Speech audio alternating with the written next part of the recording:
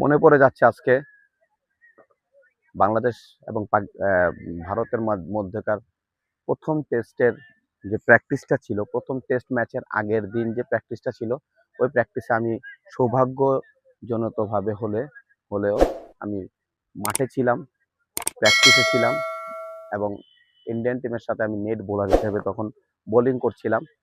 তো আমার একটা কথা খুব মনে পড়ছে, এই কথাটা সবাইকে জানানোর জন্য আজকে ভিডিওতে আসা।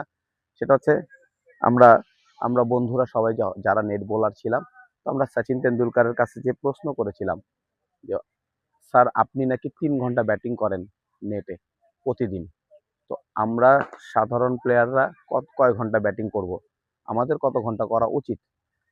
তখন সচিন তেন্ডুলকার আমাদেরকে বলছিলেন যে দিল লাগাকার 10 মিনিট ব্যাটিং করো কাফি হ্যায়, অর্থাৎ মন দিয়ে কেউ যদি 10 মিনিট ব্যাটিং করে, মন থেকে মনোযোগ দিয়ে 10 মিনিট যদি কেউ ব্যাটিং করে তাহলেই যথেষ্ট।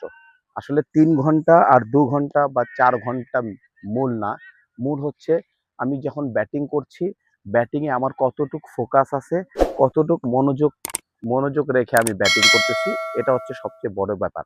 কতটুক আমি বল টু বল ব্যাটিং করছি, হোক সেটা প্র্যাকটিস, হোক সেটা ড্রিল, হোক সেটা নকিং, কতটুকু আমি মনোযোগ সহকারে কাজটা করছি, সেটা হচ্ছে সবচেয়ে বড় ইম্পর্টেন্ট। 3 ঘন্টা বড় ব্যাপার না। তো তখন এভাবে আমাদেরকে সচিন তেন্ডুলকার আমাদেরকে শিখিয়েছিলেন, বলেছিলেন। এই কথাটা আমার খুব মনে পড়লো, তাই আজকে আপনাদের মাঝে কথাটা শেয়ার করলাম। ইনশাল্লাহ এরকম অনেক কথা জমা আছে ভিতরে, আপনাদের দোয়ায় হয়তো আবার অন্যদিন অন্য কোনো টপিকস নিয়ে আসবো। আমাদের সঙ্গে থাকবেন। আমাদের চ্যানেলটিকে ভালো লাগলে অবশ্যই সাবস্ক্রাইব এবং লাইক করবেন। ধন্যবাদ সবাইকে।